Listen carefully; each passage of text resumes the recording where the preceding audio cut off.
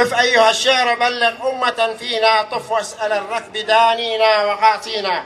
ما للنجوم أراها بيننا لمعت، وقد أتتها هنا بالنور تغرينا.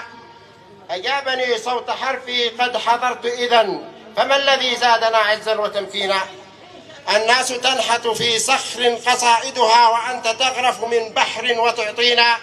فقلت جئت وعنوان القصيد أتى قبلي، وسطر من تبر معانينا. اليوم يرقص مجد الجعل مجتهجا بعد التميز، حتى قال حادينا: يا فارس الشعر نلتم خير جهدكم، وصرتم اليوم فرسانا ميامينا. الآن نستمع إلى قصيدة شعرية يلقيها عليكم الأخ أمين المقبلي، فليتفضل مشكورا.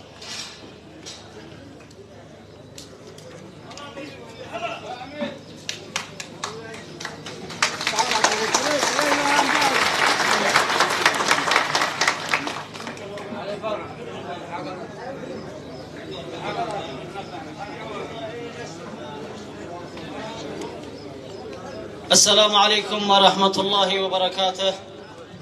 باسم أهالي قرية الأغيض والحبيشية نهني للشاعر أبو علي محجوب تكريم اليوم في محل العزو، هذه قصيدة مشاركة.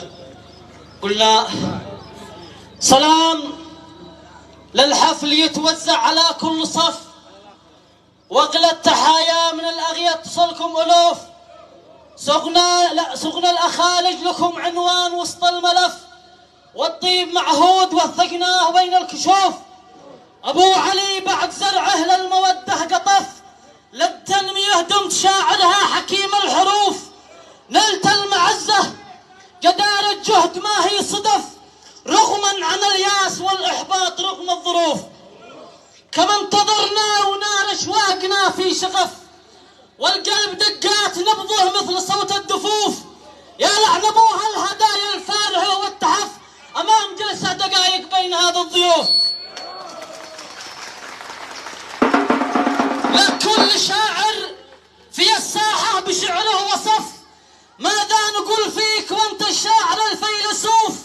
العز والجود عندك والأدب والشرف، يا ليت أبوك قايد المرحوم يرجع يشوف. العز والجود عندك والأدب والشرف، يا ليت أبوك قايد المرحوم يرجع يشوف. عبد الله ابنه على مسراه صاب الهدف، في قبلة الطيب والأخلاق عابد يطوف. وافي على الوعد ما عمره كذب واختلف، حضر مواقف كثيرة ما تخطى الصفوف. ما يترك الحكم والتحكيم في المنتصف، يفزع مع الحق ما يخشى التحام السيوف.